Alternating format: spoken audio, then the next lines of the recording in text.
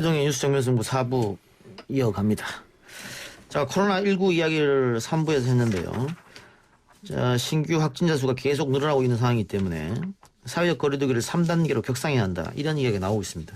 정의당의 심상정 대표도 비슷한 얘기를 했는데 반대되는 분들의 이야기는 정부는 국민 건강만 생각하는 건 아니고 국민의 재산을 보호할 의무도 있으니까 경제 문제를 비롯해서 여러 가지 생각해야 되기 때문에 바로 3단계로 격상한다. 쉽지 않은 선택일 것이다. 일단 뭐 이런 논란들이 있는데 우선 2단계에서 3단계로 올라가면 어떤 게 달라지는지 네. MC 장원수 씨께서 설명해 주시기 바랍니다. 네, 일단 2단계에서는요. 집합 모임 행사 실내 50인, 실외 100인 이상이 금지가 되는데요. 3단계로 격상이 되면 집합 모임 행사 10인 이상은 금지가 됩니다. 공공다중시설 운영 중단은 똑같이 되고요. 스포츠 행사가 2단계에서는 무관중으로 경기가 진행이 되긴 하는데요. 3단계로 격상이 되는 순간 스포츠 행사는 경기가 중지가 됩니다. 예. 그리고 유치원, 초등학교도 원격 수업 또는 휴업을 해야 되는 것이고 공공기관 및 기업은 필수 인원 제외하고 저는 재택근무로 들어가 있습니다. 네네. 3단계로 격상하게 되면 가장 큰 문제는 역시 경제 같아요. 특히 뭐 소상공인들 비롯해서 중소기업 지금 다들 힘들다고 하고 있거든요. 그러니까 이게 이 이율배반적인 이야기인데 3단계를 왜 하느냐 목적을 생각해 보면 너무 확산이 빨라서 방역당국 우리가 지금 잘하고 있었던 추적하는 역학조사 방식으로 선제적으로 이 감염 경로를 끊어낼 수가 없다. 깜깜이 비율이 지금 뭐 20% 막 넘어가고 그러잖아요. 그러다 보니까 그냥 이 우리 사회 전체를 일시적으로 포즈, 일시 정지 버튼을 누르는 거다.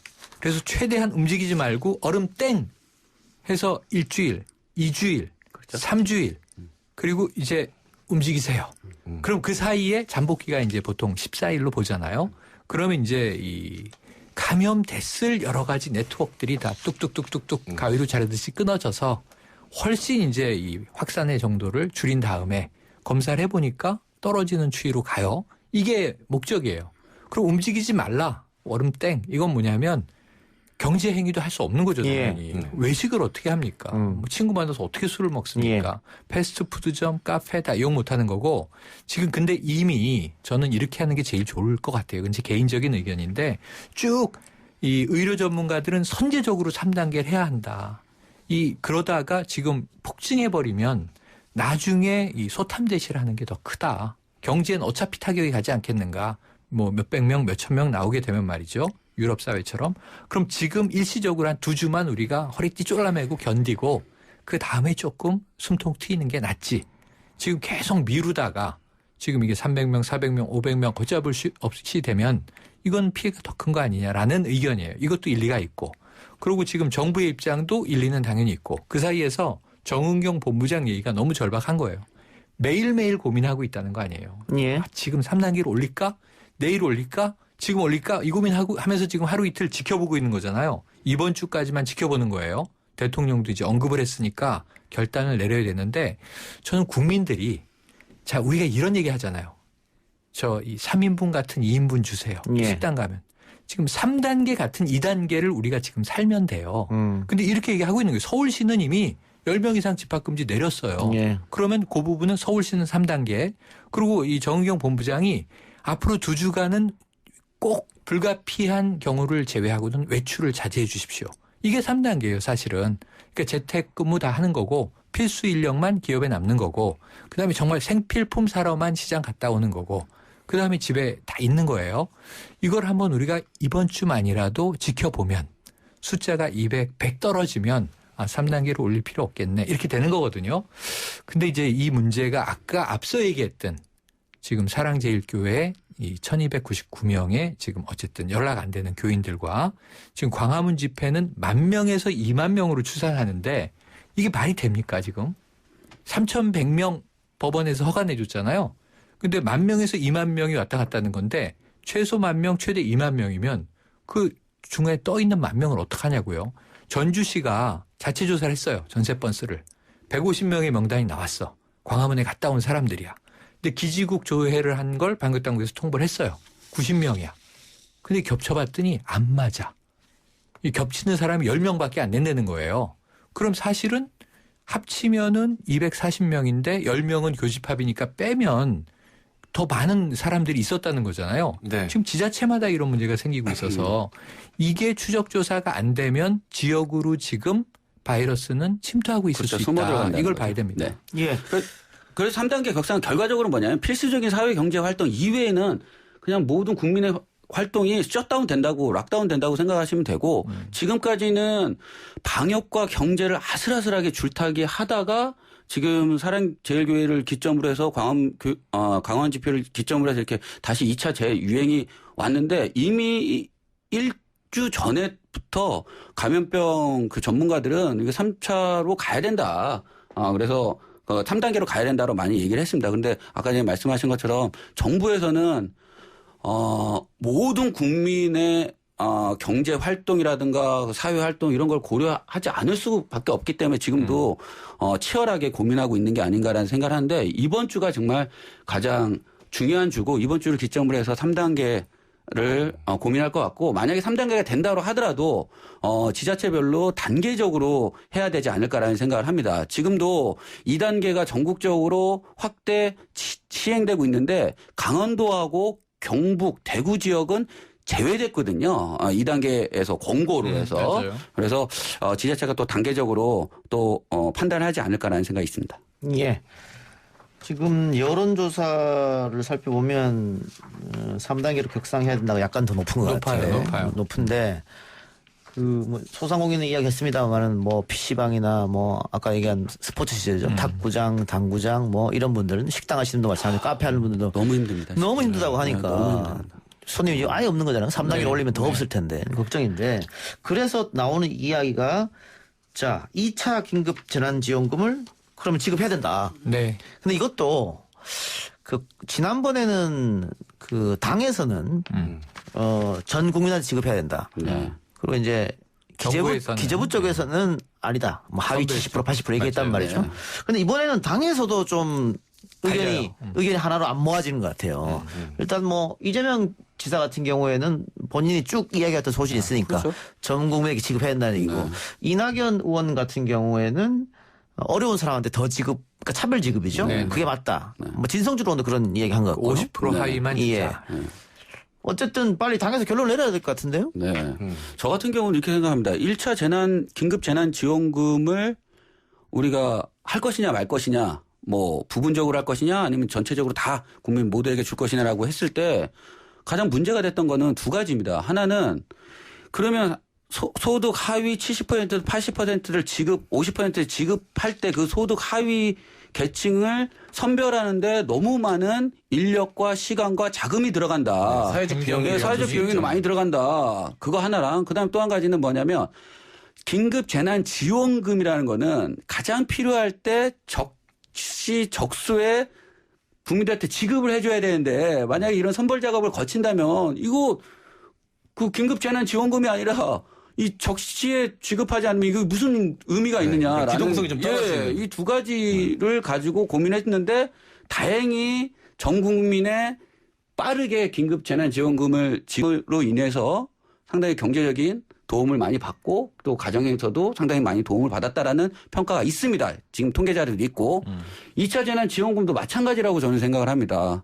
이 두 가지 어려움에 그다음에 두 가지 문제점이 있는데 이것을 해결하기 위해서는 선별 지급보다는 전 국민에게 동일하게 지급을 해야 된다고 생각하고 그다음에 적기에 지급을 해야 된다고 생각을 합니다. 만약에 이것을 또 선별 지급을 하기 위해서 또 여당 야당 싸우고 의견 대립하고 기재부 또 의견 대립하다 보면 적게 또 지급을 못하게 된다. 그래서 따라서 총 액수를 12조면 12조 뭐 20조면 20조 정해놓고 그다음에 액수를 정하면 이건 지금이라도 빨리 지급할 수 있지 않을까라는 생각이 있습니다. 네, 긴급 재난 상황에서 실시되는 경제 정책인데 자꾸 복지의 시각으로 좀 바라보는 느낌이 있는 것 같아요. 그래서 이게 복지는 그렇잖아요. 사실 어려운 사람을 돕는다 뭐 이런 의미가 있지 않습니까? 근데 이거는 지금 전 국민이 어려운 상황이고 전 국민이 위험 대상인데 자꾸 이 안에서 뭔가를 나눈다고 하는 건 가뜩이나 힘든 국민들을 더욱더 이제 나누는 효과가 생기지 않을까 걱정되는 측면이 그건 있습니다. 이제 이렇게 되겠죠. 지금 여당 안에서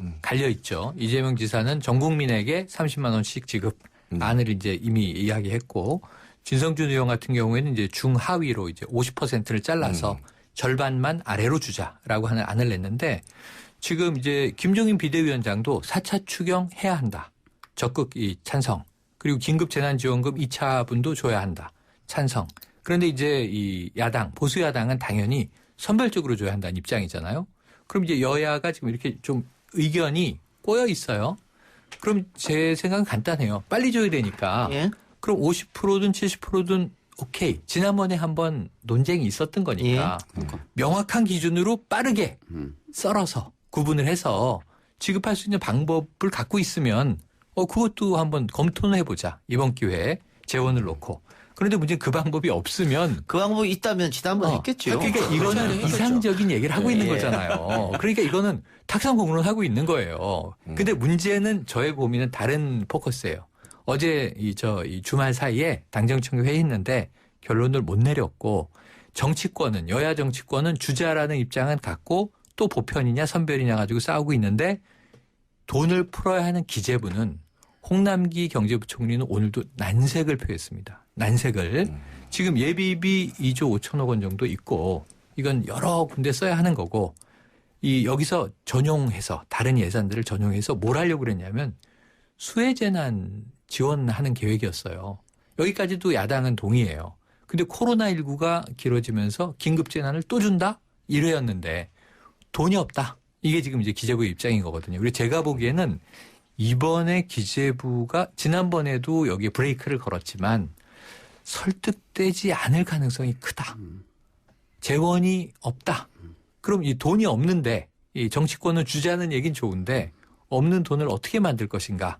이 문제가 좀 심각하게 대두될 가능성이 저는 있어요. 홍남기 경제부총리는 홍남기 경제부총리의 일을 하는 거예요, 그냥. 1차 때도 긴급재난지원금에 대해서 왜 다 국민한테 줘야 되느냐, 안 된다. 가장 크게 요구했던 게 국가 재정 건전성에 우려가 있다.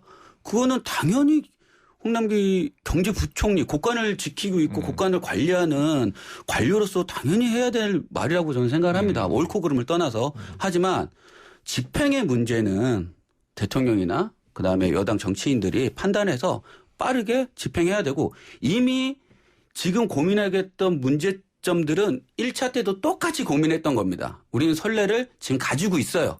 그러면 빨리 판단해서 빨리 긴급재난지원금의 성격에 맞게 집행을 해야 된다고 생각합니다. 예.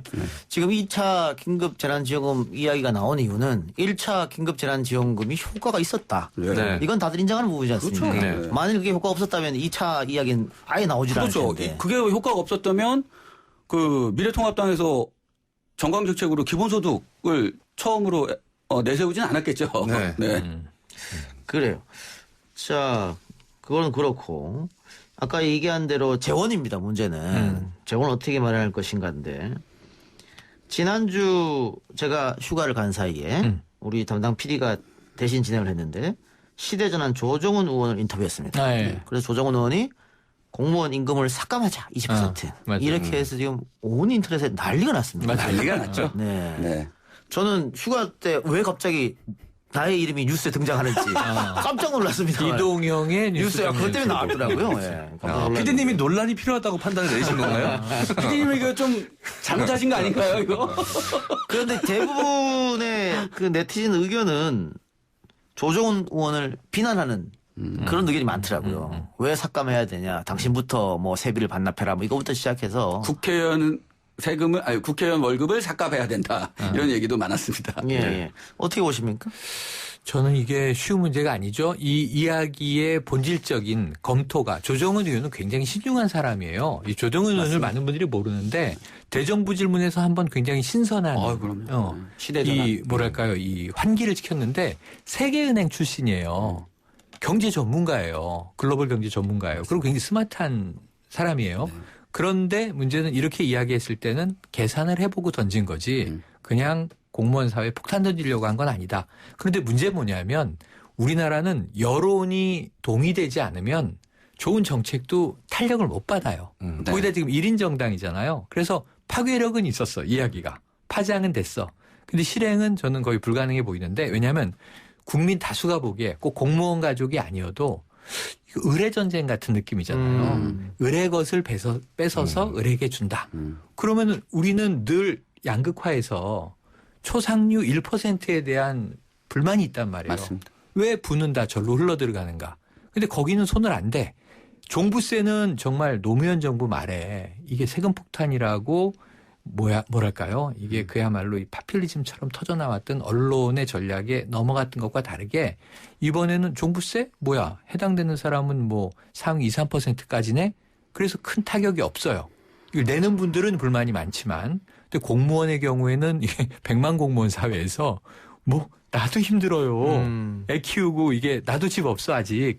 나도 임차인이야. 그런데 20% 급여를 떼간다고 이거는 사실은 의례전쟁이 이제 예. 야기되는 거기 때문에 국민들 다수는 조금 저게 옳은 방식인가? 예, 물음표를 던졌다는 생각이 들어요. 예.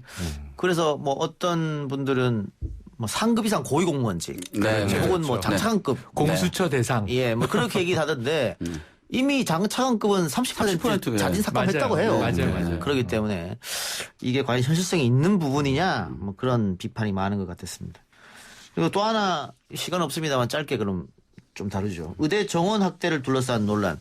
결국은 의사들의 제밥그릇 지키기다. 그리고 지금 이 엄중한 상황에서 파업을 한다는 것은 국민의 생명을 담보로 네. 자신의 욕심을 채우려고 하는 거 아니냐. 뭐 이런 주장도 있고요. 또 한편에서는 정부가 그 의사 집단과 논의나 토론이나 논쟁을 해보지 않고 밀어붙이기였다. 이건 정부의 잘못이다. 네. 이런 팽팽하게 지금 맞서고 있는 상황인 것 같은데요. 일단 국민 여론은 그 의사들 편은 아닌 것 같습니다. 이거는 네. MC 장원이 네. 그 자리가 원래 명승건 박사님 자리란 말이에요. 네. 그러니까 명 박사님이 이제 의학 박사니까 네. 빙의해서 네. 의사 집단 입장도 좀 얘기를 해주세요. 제가 명쾌한 그쪽에- 정의 부탁드립니다. 공정하게 해야지 공정하게. 왜 저를 보내시려고? 예, 알겠습니다. 제가 이제 의료계 현장에 대해서 잘 알지는 못합니다만 그래도 이 사안에 대해서 공부를 좀 했습니다. 그래서 의료계 쪽 이야기도 들어봤는데 사실 뭐 일리가 전혀 없진 않아요. 현장에서 근무하는 의사분들의 고충도 상당히 이해가 가는 부분이 많습니다. 사람만 늘리면 뭐하냐, 시스템이 받쳐주지 못하는데 뭐 이 이야기를 주로 하시더라고요. 그리고 이제 수도권 내 비인기과들도 보면 티오가 충분한데 지원을 하지 않는다. 뭐 이런 이야기를 하면서 여기도 팽팽히 놀고 있는데 왜 지방에까지 공공병원을 지어서 더 놀리게 만드느냐 뭐 이런 이야기들도 하고 그러는데 일단 저는 좀 시기적인 아쉬움이 좀 있습니다. 지금 이 시기에 많은 국민들이 지금 코로나19로 인해서 굉장히 힘들어하고 있고 지금 의사들의 손길을 조금이라도 더 필요로 하는 이 순간에 왜 이런 정책 이야기가 나와서 의사들을 또 반발하게 만들고 자극해서 왜 이렇게까지 불거졌는가에 대한 아쉬움이 일단 기본적으로 존재를 하고요. 기본적으로 이 공공성에 대한 것, 공공병원 같은 것들에 대한 불신이 실제로 있습니다. 그리고 사실 공공병원이라는 것들을 뭐 공공시설 같은 경우는 수익을 목적으로 지어지는 것들이 아니잖아요. 그런데 계속 잣대는 수익이 나는가 안 나는가로 판가름을 냅니다. 그래서 수익이 안 나는데 그거 계속 왜 운영하느냐. 그리고 앞으로도 그것이 수익이 안 날 텐데 투자가 안 될 텐데 뭐하러 짓느냐. 이런 선입견을 기본적으로 깔고 가거든요. 근데 언젠가는 이 시각이 전환이 필요하다고 봅니다. 그래서 이 문제로 인해서 이게 완전히 뒤집어지긴 힘들겠지만 논의는 반드시 돼야 되고 지방에 공공의료시설을 지어서 제대로 된 투자를 해서 제대로 재원들을 키워내면 분명 역할을 할 수 있을 것이라고 판단이 들거든요. 이런 것들이 사회적 합의가 이번 기회에 분명히 논의가 돼야 되고 어떤 식으로든 발전돼야 된다. 이런 시각 같은 것들도 변화를 이뤄내야 된다. 이런 생각은 좀 듭니다. 맞습니다. 그래서 제가 첨언을 하자면 정책이라는 것은 반드시 사회적 합의가 필요합니다. 그래서 정책을 세울 때는 국가가 정책을 세울 때는 첫 번째 국민을 위한 정책인가. 두 번째 이 정책으로 인해서 과연 피해를 보는 집단하고 소통을 했느냐. 끊임없는 소통을 해서 과연 사회적 합의를 이루려고 했느냐. 이게 중요하고. 그다음에 그러한 소통을 가지려면 이 정책이 과연 옳으냐. 이 정책이 시행됐을 때 과연 어떠한 효과를 발휘할 수 있느냐. 이런 것을 충분히 검토를 해야 됩니다. 미국 같은 경우는 짧게는 1년, 길게는 10년까지도 검토를 하거든요. 그런데 이 중요한 시기에 이 코로나19 팬데믹 시기에 과연 정부에서 4대 의료 정책을 과연 발표를 해야 됐었느냐라는 거 하나랑 지금 말씀하신 것처럼 그러면 4대 의료 정책을 발표를 했음에도 불구하고 과연 이 시기에 이렇게 벼랑 끝 전술을 쳐서 지금 그 의사협의회는 과연 이러한 협상에 대한 이렇게 좀 꽉 막힌 협상에 대한 태도로 과연 보여야 되느냐. 그다음에 국민의 생명과 안전을 담보로 해서 이런 벼랑 끝 전술을 해야 되느냐라는 거는 정말 한번 다시 고민해 봐야 될 부분이 아닌가라는 생각을 합니다. 양비론입니까? 네. 시간이 없어서. 시간이 없어서. 야, 교수님 저는 이렇게 들으면서 이 전소식해요? MC 장원하고 네. 이 김기태 미국 변호사하고 다 눈에서 막 욕망이 뚝뚝 떨어지는데 네. 야, 이 사람들 보건복지부 장관에 욕망이 있었구나 막 이런 생각이 드네요. 전혀 그 임명직은 싫습니다. 아니 이제 의료계 쪽에서 얘기할 때 육군병원 이야기 많이 하더라고요. 네. 돈 있어도 군인들은 진짜 치료가 필요하면 사설병원 간다 사빈에서. 근데 그 이야기를 예로 드는데 저는 그럼 그러면 계속 육군병원은 그런 상태로 놔둬야 되는 것인가? 저는 그런 생각이 들더라고요. 반문하고 싶더라고요. 예, 의료계가 이야기하는 것 중에 하나가 근본적인 해결책이 빠졌다고 하는데 그럼 그 근본적인 해결책을 보완해 나가면 되는 겁니다. 그렇죠. 네. 근데 네네. 문제는 의사 집단에서 가장 크게 반대하는 게 의대 정원 학대거든요. 네. 이것도 총 정원의 10%, 그것도 10년간 학대하겠다는데 이걸 그렇죠. 반대하는 것은 네.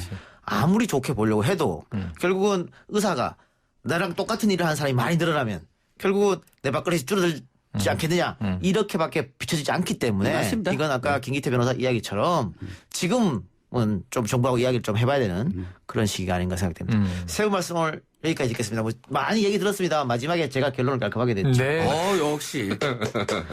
오래 오늘 생각하셨잖아요. 대단하십니다. 예, 오늘 말씀 고맙습니다. 감사합니다.